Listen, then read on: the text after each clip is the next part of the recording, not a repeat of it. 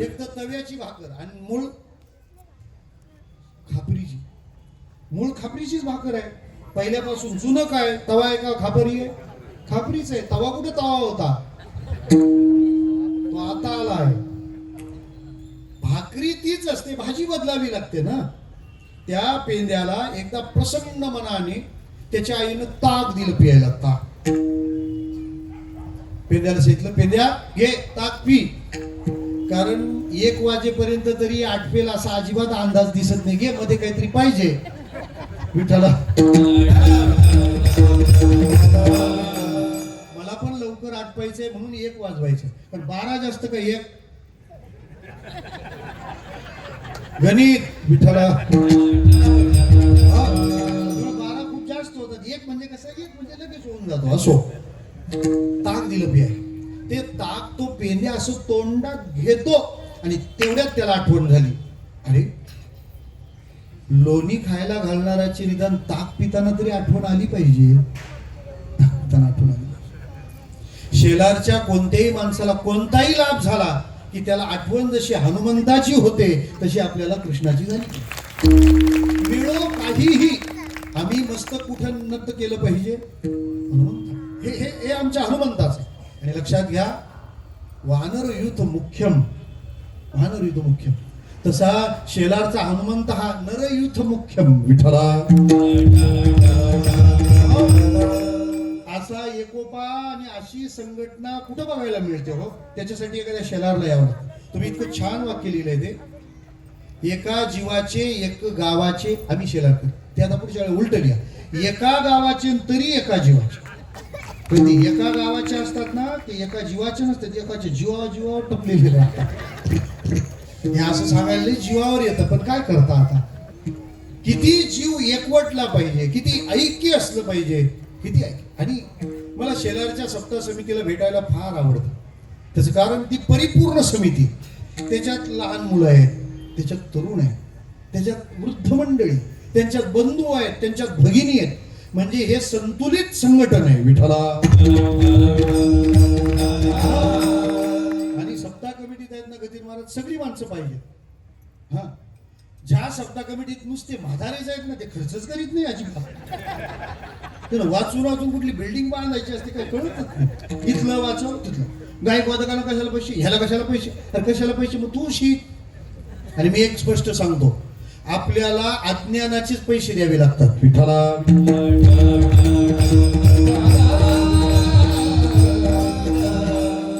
नुसते म्हातारे असल्याने कमिटीत खर्चच करत नाही अजिबात. बरं नुसती पोरच असली तर सप्ताह एकदाच होतो विठ्ठला.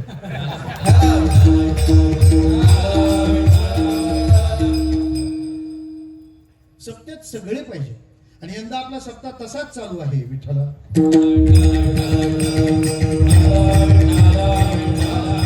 म्हणजे हे व्यासपीठ यंदा परिपूर्ण झालं, सगळं आलं आता विठ्ठला. पण तरी पण आज खूप गर्दी आहे ताई. हो ताई, तरी पण आज खूप गर्दी आहे विठ्ठला. श्रोतेहो, मला काय म्हणायचं आहे की संतुलित पाहिजे ना, असं सगळं घेऊन पाहिजे, सगळ्यांना सोबत घेऊन पाहिजे. श्रोते हो, भगवान श्रीकृष्ण परमात्म्याच्या त्या गोपाळाला मिळालं काय, फक्त ताक मिळालं. ताक.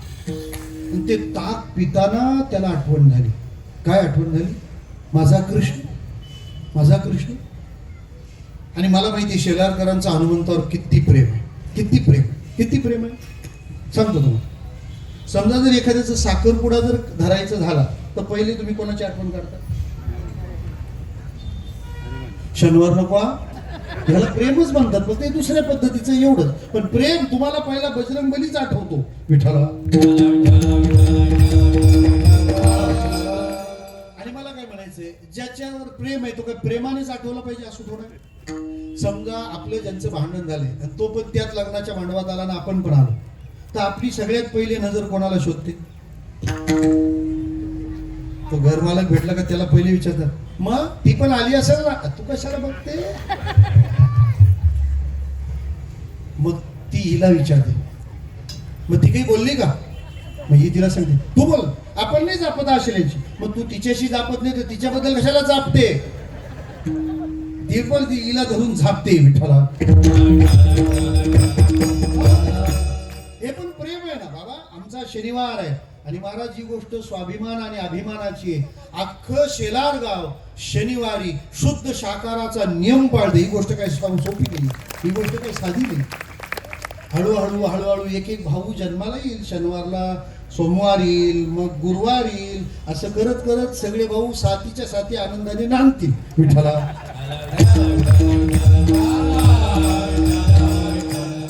हे सगळं मी तुम्हाला सगळ्यात शेवटच्या भावाच्या दिवशी सांगतो.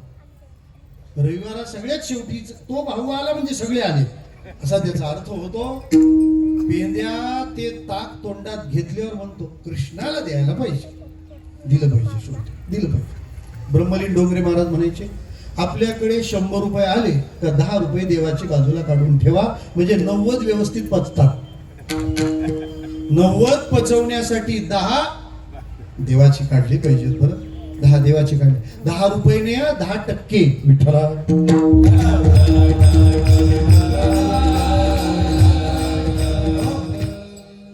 बरं, आता ते ताक तोंडात घेतल्यावर परत अडचण झाली. काय? आई दुसरं देणार नाही आणि हे नेता येणार नाही, कारण कुठे आहे? तोंडात. पण असा साधारण नियम आहे की ज्याला सेवा करायची आहे ना त्याला देव बरोबर बुद्धी पोहोचवतो. ददामी बुद्धी योगंतम येन मामुपयांती. एखादा माणूस ना मांडवा देऊन जर असं म्हणाला आपल्यासाठी काही सेवा असेल तर सांगा, समजा हा काडी मोडून काहीच करणार. आणि जो सेवेचा माणूस आहे ना तो तिथूनच सतरंजी नीट करत येतो, जरा कचरा उचलत येतो. सेवेचा माणूस विठ्ठला.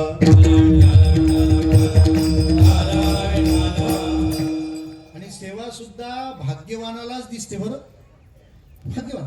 कधी कधी काय माणसं आम्ही यंदा नाही पंगत दिली नाही मारुतीने तुझी घेतली नाही, गदा डोक्यात घालणार आहे तुझ्या. थांब, सेवा काय कोणा रस्त्यावर पडली ती? देव निवडतो आपल्याला आणि मग ती सेवा मिळते. देव निवडी आपण, देव निवडतो ना, देव निवडतो. तो आणखी सोपं सांग. आपण पावसाळ्यामध्ये भाजी खातो की नाही, ती अशी काट्यावाली असते. ती जगात भारता एवढ्या भाज्या खाणारा दुसरा देश नाही महाराज. 56 भोग तो नुसते गोडातले तप, भाज्यांचा तर तपास नाही. आपण वर्षभर एक भाजी दुसऱ्या सणाला रिपीट करतो का? करतो. ऋषी पंचमीचा उपवास कसली भाजी? ऋषींची भाजी आहे की नाही? म्हणजे आपल्या भाज्यांमध्ये इतकी व्हेरायटी आहे आणि तरी आपला जीव चाललाय बर्गर ना पिझ्झा. त्यांना तिसरा अभंग नाहीये विठ्ठला. तुम्ही विचारून बघा इटलीवाल्याने, याच्या मामाच्या घरी जाऊन विचारा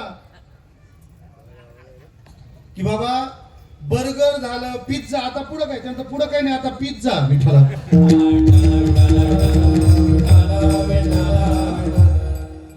काट्यांची भाजी कोणती? कंटाळले नाही तुम्ही? ती कंटोळीची भाजी रानात सापडते, त्याची अजून काही बागायती होत नाही माझ्या माहितीप्रमाणे. आणि ती 4-5 जण एकदमच शोधायला निघतात, कुठं काय कुठं काय असं म्हणतात. बरंच जुने लोक. कंटोली जरी त्या रानातच असली, त्या एकाच ताण्यावर असली, तरी तिथून 4 जण जरी निघून गेले तरी ती कंटोली ज्याच्या नशिबात आहे त्याला दिसतात. बरोबर, त्याचं पानाच्या खाली येतं. श्रोतेहो, इतकं सोपं आहे अध्यात्म. जशी कंटोली 5 जण गेले तरी ज्याच्या भाग्यात आहे त्यालाच मिळते ना, तरी सगळे आले तर सेवा त्यालाच मिळते ज्याच्या भाग्यात आहे, ज्याच्या भाग्यात. आणि मग तशी बुद्धी भगवंत त्याला देतो. त्या पेंद्याला काय बुद्धी दिली माहितीये देवाने? त्याने हे ओठ बंद केले आणि गळा लॉक केला, म्हणजे बाहेर यायला नको आणि आत जायला नको. हा, ही गोष्ट फार महत्वाची असते उत्सवात सुद्धा. उगाच कुठं बाहेर जायला नको आणि आत कुठं लिकेज व्हायला नको विठ्ठला.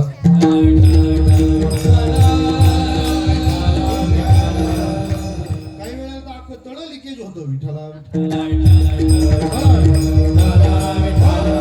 पण पेंद्याचा नियम होता एकदम कठोर, ATG. गळा लॉक, ओठ बंद, गाल फुगले त्याचे. कारण काय होतं तोंडात? ताक. आला तो नंदबाबाच्या घरी आता बोलायची सोय नाही का, तोंडात पूर्ण ताक भरलेलं, पूर्ण माल त्याच्या तोंडामध्ये होता. आता ते तोंडात सगळं असल्यामुळे काही बोलता येईना, कारण ज्यांनी खाल्लं त्याला बोलता येत नाही. त्यामुळे ज्याला बोलायचं त्याने अजिबात खायचं नाही, कारण खाल्ल्यावर बोलता येत नाही. म्हणजे ताकाचं सांगतोय मी. तो असा बरं बोलता येईल मग खुला. बासरीवाला कुठे आहे, मोरपिसवाला कुठे आहे. मैया त्याचा प्रश्न ऐकत होती पण बघत त्याच्या गालाकडे होती. सप्लिमेंट चालू केलं काय लेखानी.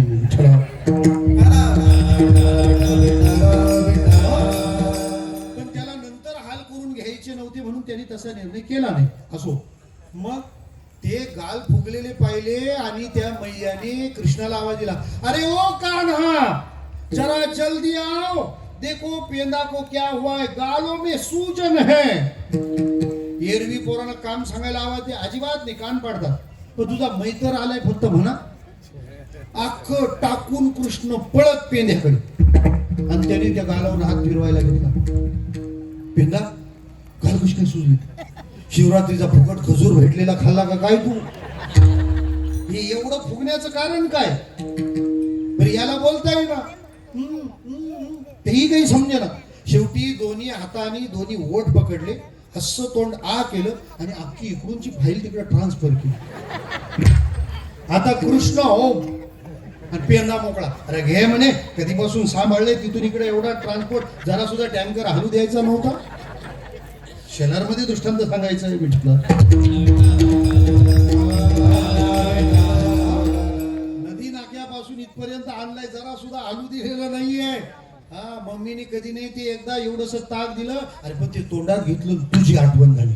श्रोते हो, आपल्या आयुष्याच्या पानात कधी सुख वाढलं जाईल, कधी दुःख वाढलं जाईल, पण देवाला नैवेद्य लावल्याशिवाय जेवायचं नाही. काही हो, विठ्ठल सुखा विठ्ठल दुःखा तुकया मुखा विठ्ठल. मग मीराबाईच्या विषाचा नैवेद्य पण अमृताचा होतो. विठ्ठला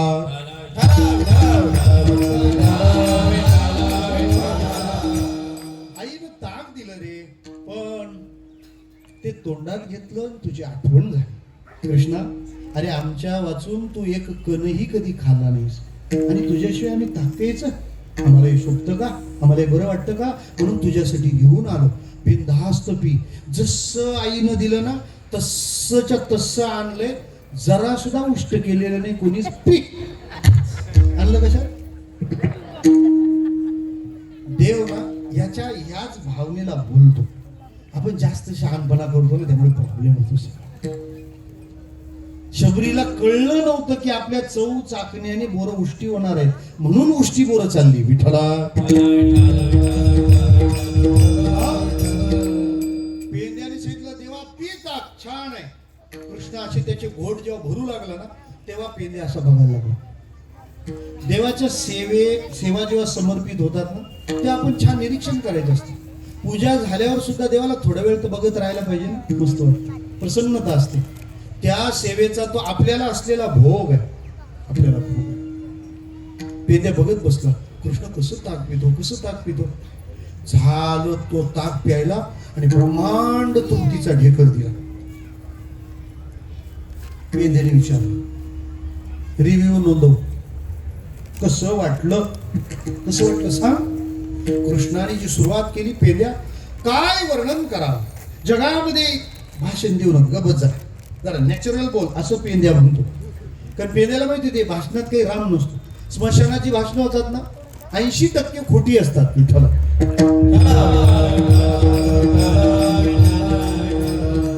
उगाच लोकांना खोटी करतात. ते कामच नाही त्या स्मशानातल्या भाषणाचं, करणाऱ्यांना पण लय हाऊस. कीर्तन एखाद्याच होतं, बाकी भाषणावरच समाधानी. विठ्ठला भाषणांची गंमत अशी असते, जो मेलाय त्याच्याबद्दल एक वाक्य, याचा झेंडा 5 वेळा, मी याचा अध्यक्ष, मी त्याचा वाक्य कोणाची चालली आहे. त्याच्यात दुसरी गोष्ट असते, त्याच्यात अख्खं खोटं बोलायचं असतं. त्या भाषण कोणाची. मी पण गेलो तरी उद्या भाषणं कशी होतील मला माहिती आहे. ते फार मनमिळाव होते. एवढ्याला दणकवले तर कसला मनमिळाव मी विठ्ठला. जनरल बोलायचं असतं. काय जनरल बोलायचं मी सांगतो तुम्हाला, आपल्याला माहिती काय बोलतात तिकडे ते, त्याच्यात असं बोलायचं असतं. हे खूप मनमिळावू होते. अख्या गावात भांडणाची कळी त्यांनीच लावलेली असते. हे मनमिळावू होते. आमच्या काकू खूप प्रेमळ स्वभावाच्या होत्या. निम्मे लग्न हिने फोन करून करून मोडली गावची. काय प्रेमळ आणि कसलं काय. हे बघा, तुम्ही जेवढे भक्तीच्या अंतरंगात जाल ना तितके कृत्रिमतेला कंटाळा आणि तुमचं नैसर्गिक ते प्रेम जडेल. आणि ज्या दिवशी तुम्ही नैसर्गिक व्हाल ना तेव्हा तुम्ही सुखी होणं नैसर्गिक आहे. विठ्ठला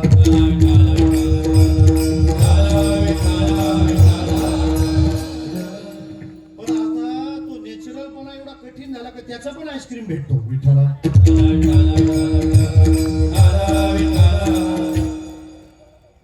असं बोलण्याची नॅचरली खोड आहे मला. असू द्या, तुम्ही गोड मानता हे माझं भाग्य आहे. महाराज इतकं नैसर्गिकपणे हे बघ कृष्ण भाषण नाही करायचं, प्रेमाने काय आहे ते बोल. चूक तर चूक, बरोबर तर बरोबर. महाराज कसे शेलाला आले, आहे ते आहे, नाही ते नाही, लगेच बोलून देतात की नाही, आता म्हणतात की नाही. किती सुंदर. अशा हंडीची संकल्पना महाराष्ट्रात कुठं नाही आहे. फक्त ती अंडी फोडायला लाटण्याला का डेकोरेट केलं मला कळलं नाही. ते घरी ठीक आहे काही फोडाफोडी करायला. विठ्ठला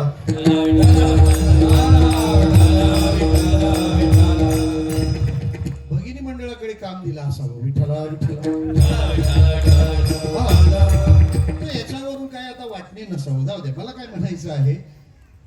पेंद्या म्हणाला, हे बघ देवा नॅचरल बोला. कृष्णाला लक्षात आलं की आपण जे बोलतो त्याची काय वाटते, मस्करी वाटते. मस्करी करणारच ना. आता काय कृष्णच आहे तो, मस्करी करायलाच असतो. मस्करी करणार.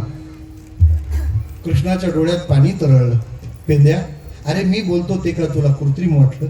मी का तुझी मस्करी करणार आहे? मस्करी कोणाची करावी? थोडा दूरचा थोडा जवळचा असेल त्याचा. तुम्ही माझे हृदय आहात आणि आपल्या हृदयाची कोण मस्करी करतं का? मी जे बोलतो तुला योग्य वाटलं?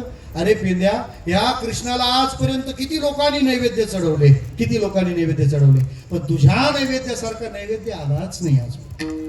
पेंद्या परत म्हणाला, कृष्ण उगाच करायचं कौतुक करू नको. काय नैवेद्य? 56 भोग तुला द्वारकेत रोज चढतात देवा. यज्ञ पत्न्यांपासून सगळ्यांचे भोग तू ग्रहण करतो. यज्ञातला आविर्भाव घेणारा तूच आहेस आणि माझ्या ताकाचं काय एवढं लागलंय? भगवान त्याला समजावतात. मी तुला एक्सप्लेन देतो पेंद्या. ताक अनेक जणांनी पाजला असेल पण असा तांब्या फक्त तूच आणलास.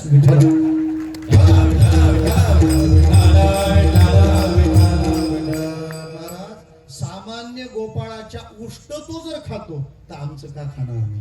एक त्यांच्या सोबत राहताना त्यांचं तो सहन करतो, आमचं का करणार नाही? तिसऱ्या चरणामध्ये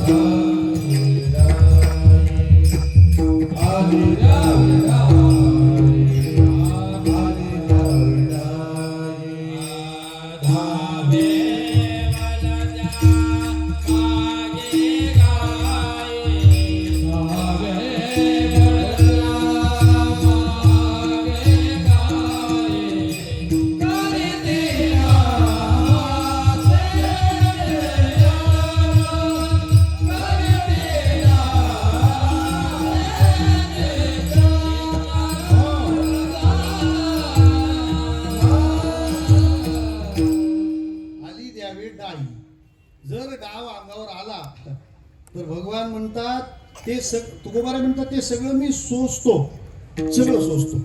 धावे वळत्या मागे गाई. देवाने त्या गाई वळायला मागे धावावं. भगवंताने आपल्या अंगावर आलेला डाव घ्यावा. हे कृष्णा करता नियमाचं नाहीये.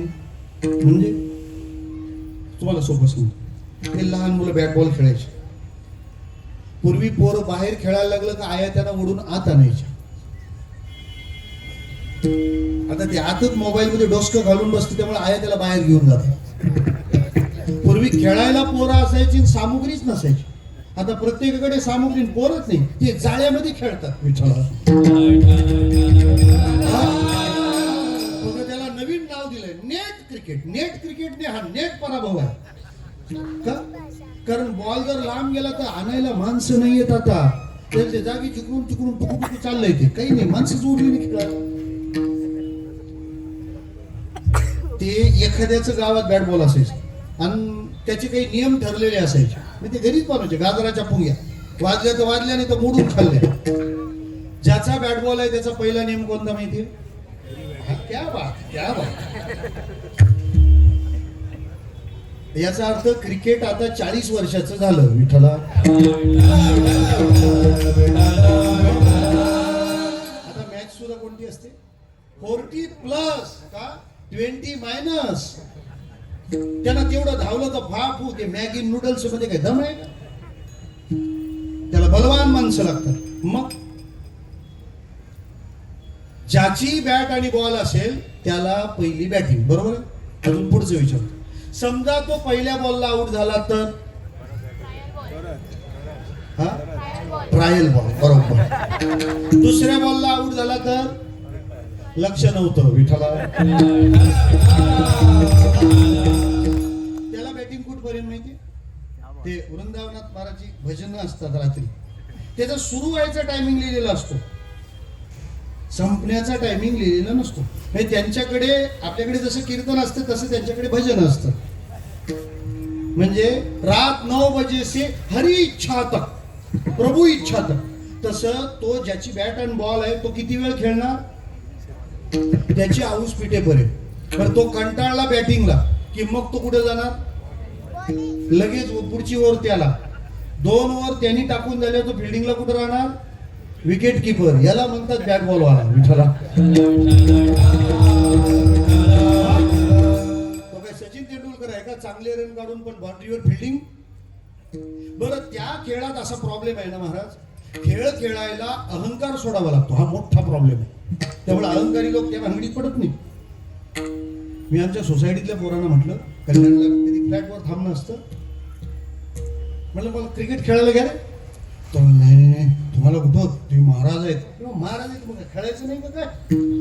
नाही तुम्ही महाराज आहेत, तुम्ही टीव्हीवर दिसता. अरे म्हटलं टीव्हीवर कोणी पण दिसतं, घ्या विठ्ठला. तरी ते मला घेईना. म्हटलं नेमकी काहीतरी ज्ञानबाची मेख निराळी. मी त्याला म्हटलं खरं सांगा का नाही घेत? त्यामुळे महाराज असं आहे, तुम्हाला आम्ही जर खेळायला घेतलं आणि चुकून तुम्ही फिल्डिंगला उभे राहिले आणि जर एखादा कॅच उडाला आणि तो तुमच्या हातून जर सुटला तर त्यावेळेला आमच्या लक्षात राहणार नाही की तुम्ही महाराज आहात. त्यावेळेला कोणी मुख्यमंत्री असला तरी लक्षात राहत नाही. काय लक्षात आलं तुमच्या इतक्या हस्तामध्ये? जर कॅच एखाद्याच्या हातून सुटली तो महाराज का असेल, काय ताकद आहे त्या शब्दामध्ये, किती सवयीचं असेल. मी नुसतं पहिला 6 लावून दिलं, तुम्ही नी धरला.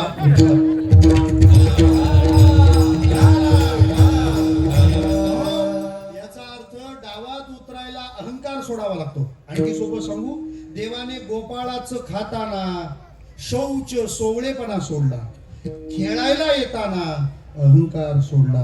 इतकंच नाही, जेवायला बसताना भेद व्यवस्था याचा शिष्टाचार मोडला. एके ठाई काला तुका म्हणे भाविकाला.